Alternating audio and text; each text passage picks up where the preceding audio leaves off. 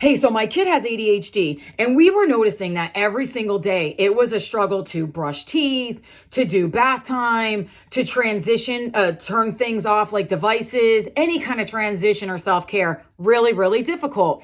And yesterday I had a meeting with him. I called a meeting and I was like, hey, buddy, we try all these different things.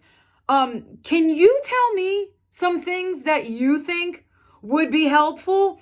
And I had my pen and paper ready and I was serious. And I was like, okay, I'm going to name the top 3 things that we have trouble with every day.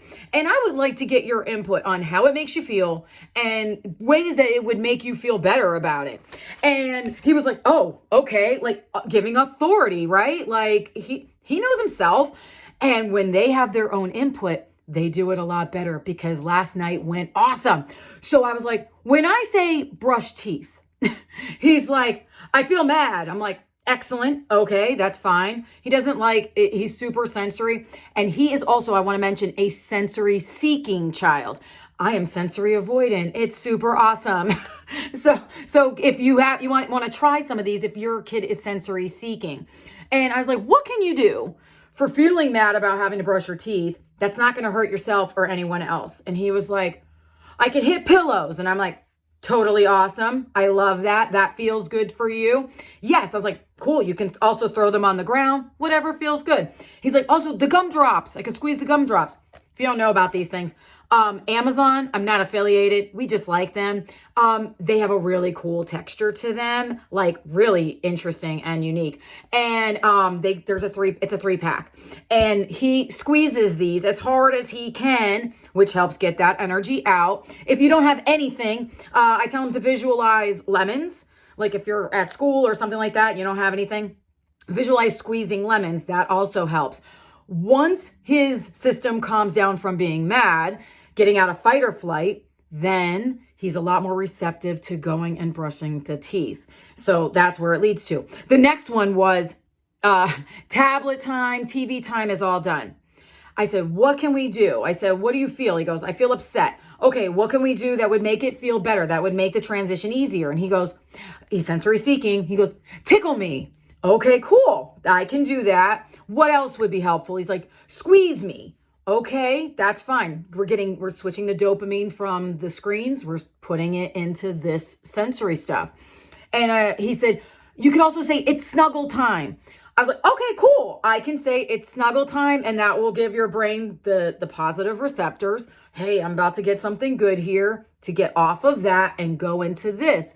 Then once he gets out of that initial fight or flight from the transition period, which a ton of neurodivergent kids have, then he is easier to do something else in general. Go somewhere, get dressed, whatever it is that we have to do. The last one, this third one, is it's bath time. And he said, I feel upset. I feel sad that the night is over. Okay, I totally get that. What would make that a better experience for you? How would it make it easier? And he goes, I want to pretend you're a robot. Okay, can you explain that to me? He's like, okay, so you're going to say, get the robot to save the city. The city is on fire. And I swear to God, last night I was like, okay, let me get out my paper. We're about to do bath, and he did not want to do it. And I was like, get the robot to save the city. The city is on fire. Mind you, my husband had no idea that we were doing these things. We just came up with this stuff. And so he's watching me like, I feel like something's happening here.